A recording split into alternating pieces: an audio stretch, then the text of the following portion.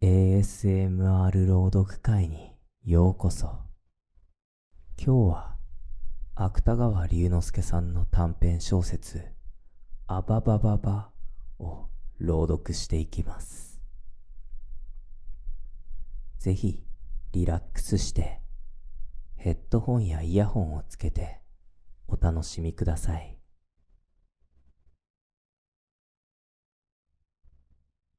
安吉はずっと以前からこの店の主人を見知っている。ずっと以前から、あるいはあの海軍の学校へ赴任した当日だったかもしれない。彼はふとこの店へマッチを一つ買いに入った。店には小さい飾り窓があり、窓の中には大正旗を掲げた軍艦三笠の模型の周りにキュラソーの瓶だの、ココアの缶だの、干しぶどうの箱だのが並べてある。が、軒先にタバコと抜いた赤塗りの看板が出ているから、もちろんマッチも売らないはずはない。彼は店を覗き込みながら、マッチを一つくれたまえ、と言った。店先には高い環状台の後ろに若いすがめの男が一人、つまらなそうに佇んでいる。それが彼の顔を見ると、そろばんを縦に構えたまま、にこりともせずに返事した。これをお持ちなさい。あいにくマッチを切らしましたから。お持ちなさいというのは、タバコに添える一番小型のマッチである。もらうのは気の毒だ。じゃあ朝日を一つくれたまえ。何？構いません。お待ちなさい。いや、まあ朝日をくれたまえ。お持ちなさい。これでよろしけりゃ、いらぬものをお買いになるには及ばないです。すがめの男が言うことは親切づくなのには違いない。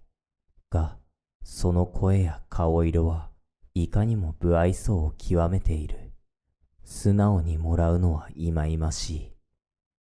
と言って店を飛び出すのは多少相手に気の毒である。安吉はやむを得ず環状台の上へ一銭の銅貨を一枚出した。じゃあそのマッチを二つくれたまえ。二つでも三つでもお持ちなさい。ですが代はいりません。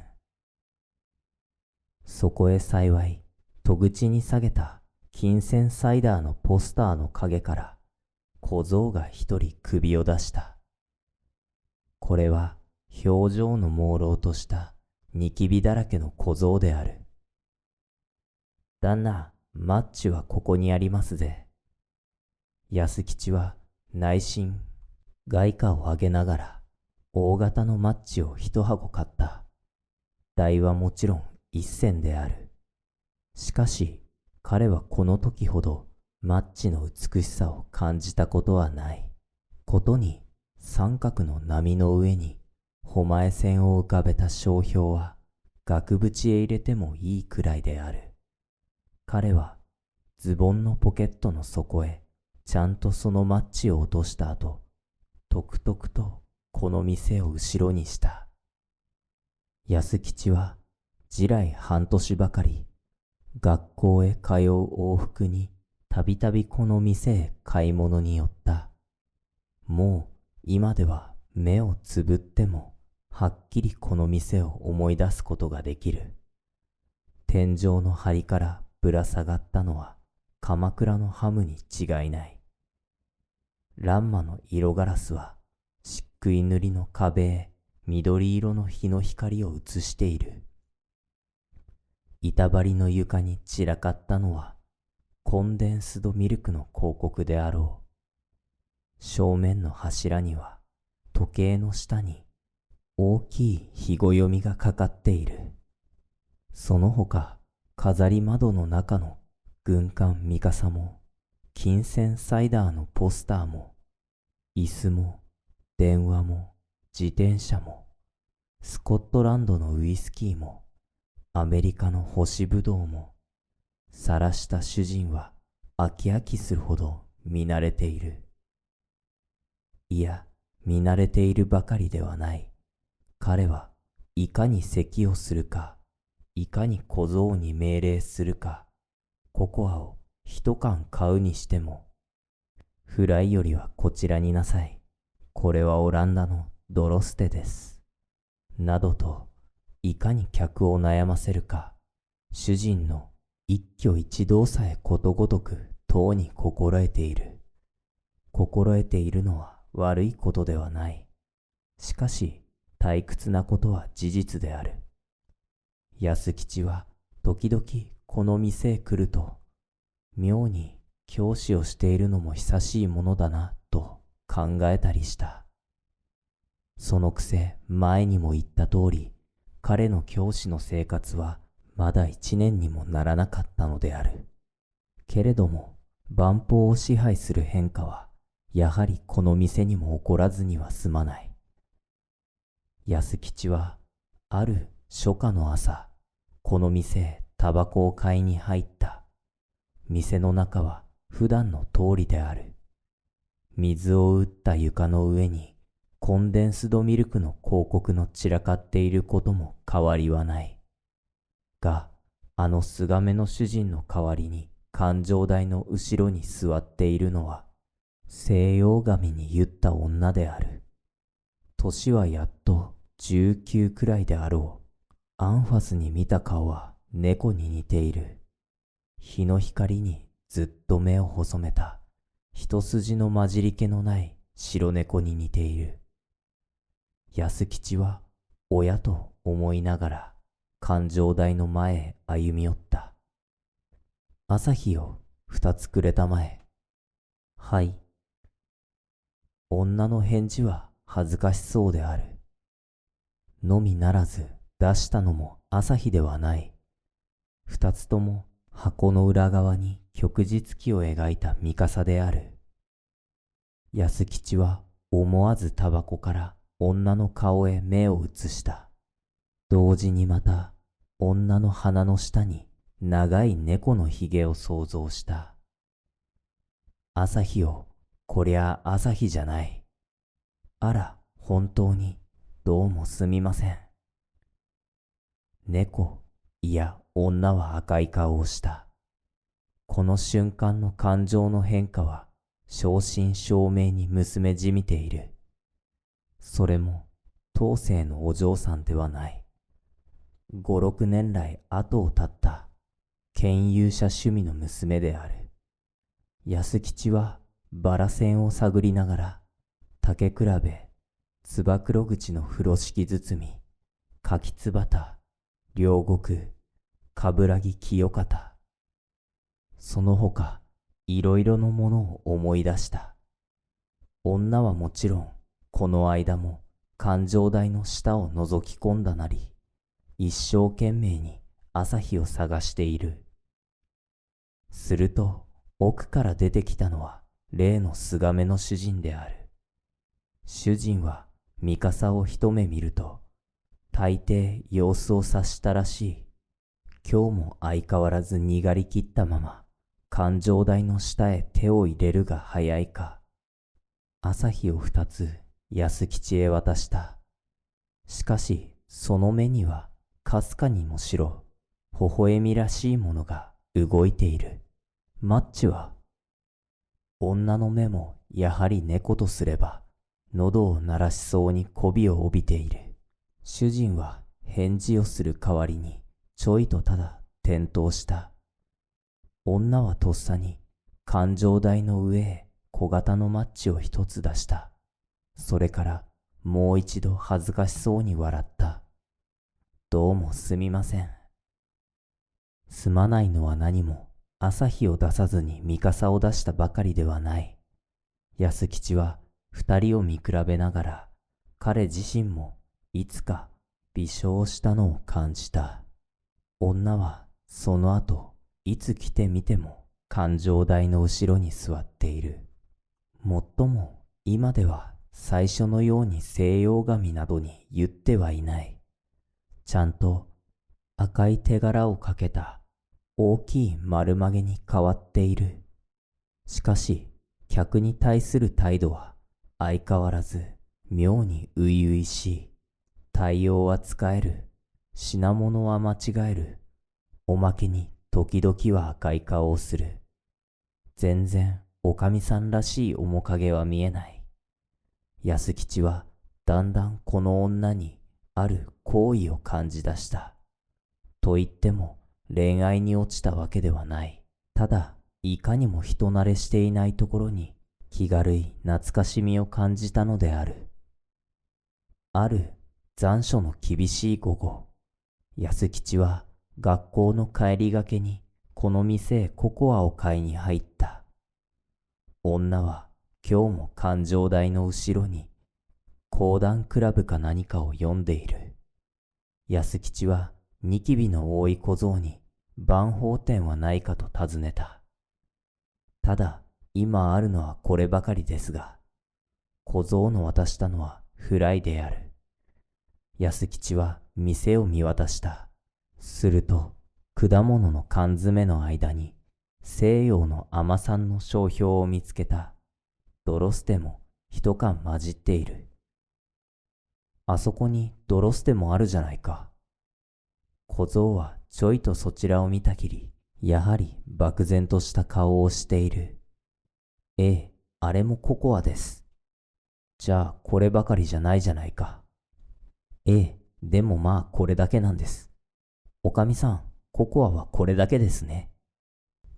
安吉は女を振り返った。心持ち目を細めた女は美しい緑色の顔をしている。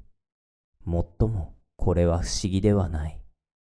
全然乱馬の色ガラスを透かした午後の日の光の作用である。女は雑誌を肘の下にしたまま、例の通りためらいがちな返事をした。はあ、それだけだったと思うけれども。実はこのフライのココアの中には時々虫が湧いているんだが。安吉は真面目に話しかけた。しかし実際虫の湧いたココアに出会った覚えのあるわけではない。ただ何でもこう言いさえすれば万宝店の有無は確かめさせる上に効能のあることを信じたからである。それも随分大きいやつがあるもんだからね。ちょうどこの小指くらいある。女はいささか驚いたように環状台の上へ半身を伸ばした。そっちにもまだありゃしないかい？ああ、その後ろの戸棚の中にも。赤いのばかりです。ここにあるのも。じゃあこっちには？女はあずまげたを突っかけると心配そうに店へ探しに来た。ぼんやりした小僧もやむを得ず缶詰の間などを覗いてみている。安吉はタバコへ火をつけた後、彼らへ拍車を加えるように考え喋り続けた。虫の湧いたやつを飲ませると子供などは腹を痛めるしね。彼はある避暑地の鹿島にたった一人で暮らしている。いや、子供ばかりじゃない。家内も一度ひどい目に遭ったことがある。もちろん妻などを持ったことはない。何しろ用心に越したことはないんだから。安吉はふと口を閉ざした。女は前かきに手を拭きながら当惑そうに彼を眺めている。どうも見えないようでございますが。女の目はおどおどしている。口元も無理に微笑している。ことに滑稽に見えたのは鼻もまたつぶつぶ汗をかいている。安吉は女と目を合わせた刹那に突然悪魔の乗り移るのを感じた。この女はいわばおじぎそうである。一定の刺激を与えさえすれば必ず彼の思う通りの反応を呈するに違いない。しかし幸いに反発しなければいや、猫は飼ってもいい。が、猫に似た女のために魂を悪魔に売り渡すのはどうも少し考えものである。安吉は吸いかけたタバコと一緒に乗り移った悪魔を放り出した。不意を食らった悪魔はとんぼ返る拍子に小僧の鼻の穴へ飛び込んだのであろう。小僧は首を縮めるが早いか、続けざまに大きいくしゃみをした。じゃあ仕方がない。泥捨てを一つくれたまえ。安吉は苦笑いを浮かべたまま、ポケットのバラ銭を探り出した。その後も彼はこの女とたびたび同じような交渉を重ねた。が、悪魔に乗り移られた記憶は幸せと外には持っていない。いや、一度などはふとした弾みに天使の来たのを感じたことさえある。ある秋の深まった午後、安吉はタバコを買ったついでにこの店の電話を借用した。主人は日の当たった店の前に空気ポンプを動かしながら自転車の修繕に取り掛かっている。小僧も今日は使いに出たらしい。女は相変わらず勘定台の前に受け取りか何か整理している。こういう店の風景はいつ見ても悪いものではない。なぜかオランダの風俗がじみた物静かな幸福にあふれている。安吉は女のすぐ後ろに受話器を耳に当てたまま、彼の愛蔵する写真版の手方法の一枚を思い出した。しかし電話はいつになっても容易に先方へ通じないらしい。のみならず交換手もどうしたのか、一二度何番へと繰り返した後、全然沈黙を守っている。安吉は何度もベルを鳴らしたが、受話器は彼の耳へブツブツ言う音を伝えるだけである。こうならばもう手方法など思い出している場合ではない。安吉はまずポケットからスパーゴの社会主義早わかりを出した。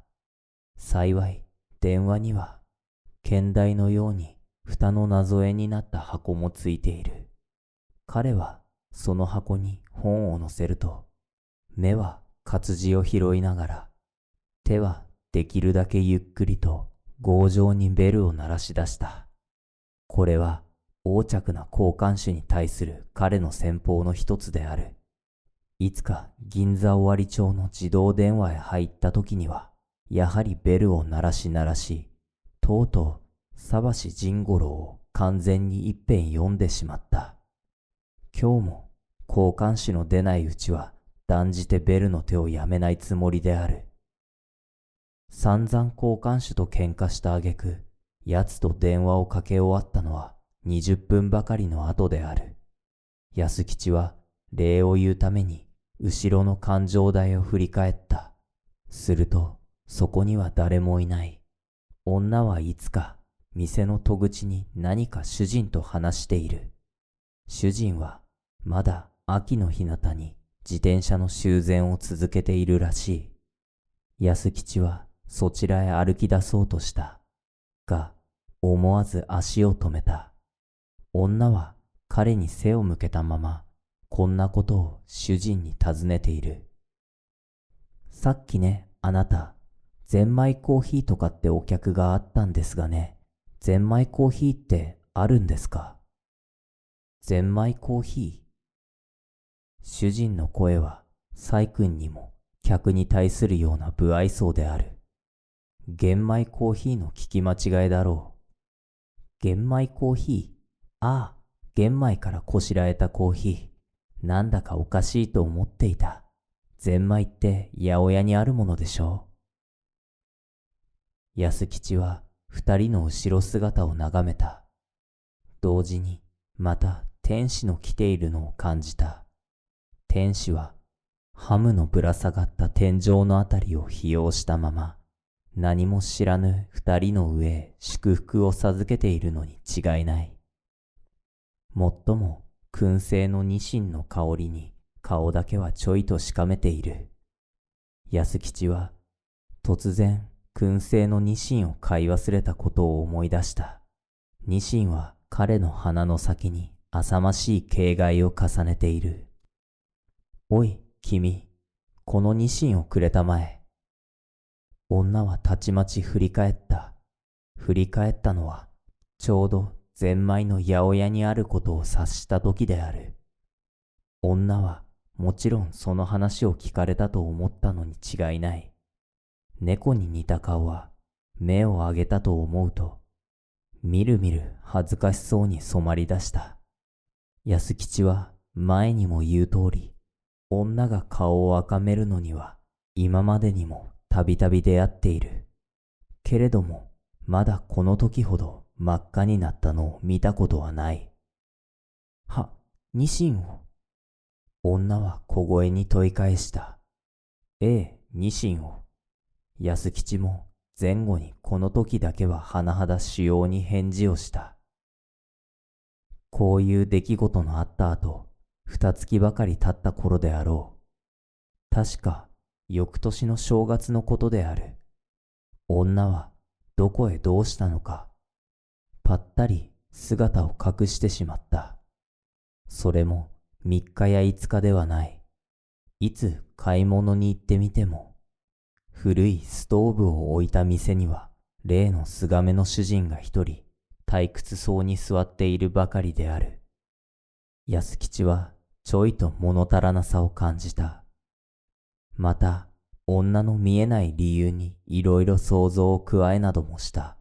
が、わざわざ不愛想な主人に、おかみさんはと尋ねる心持ちにもならない。また、実際主人はもちろんあのはにかみ屋の女にも、何々をくれたまえ、というほかには挨拶さえ交わしたことはなかったのである。そのうちに、冬ざれた道の上にも、たまに1日か2日ずつ暖かい日陰が差すようになった。けれども女は顔を見せない。店はやはり主人の周りに荒涼とした空気を漂わせている。安吉はいつか少しずつ女のいないことを忘れ出した。すると2月の末のある夜、学校のイギリス語講演会をやっと切り上げた安吉は、生暖かい南風に吹かれながら、格別買い物をする気もなしに、ふとこの店の前を通りかかった。店には電灯の灯った中に西洋酒の瓶や缶詰などがきらびやかに並んでいる。これはもちろん不思議ではない。しかし、ふと気がついてみると、店の前には女が一人、両手に赤子を抱えたまま、たわいもないことを喋っている。安吉は店から往来へ差した幅の広い電灯の光に、たちまちその若い母の誰であるかを発見した。あばばばばばばば。女は店の前を歩き歩き、面白そうに赤子をあやしている。それが赤子を揺り上げる拍子に偶然安吉と目を合わした。安吉はとっさに女の目の逡巡する様子を想像した。それから嫁にも女の顔が赤くなる様子を想像した。しかし女はすましている。目も静かに微笑んでいれば、顔も郷愁などは浮かべていない。のみならず、意外な一瞬の後、揺り上げた赤子へ目を落とすと、人前も恥じずに繰り返した。あばばばばばばば。安吉は女を後ろにしながら、我知らずニヤニヤ笑い出した。女はもうあの女ではない。度胸のいい母の一人である。ひとたびこのためになったが最後。古来いかなる悪事をも犯した恐ろしい母の一人である。この変化はもちろん女のためにはあらゆる祝福を与えてもいい。しかし、娘じみた細君の代わりにずうずうしい母を見出したのは、安吉は歩み続けたまま呆然と家々の空を見上げた。空には南風の渡る中に丸い春の月が一つ白々とかすかにかかっている。ご清聴ありがとうございました。また ASMR 朗読会でお会いしましょう。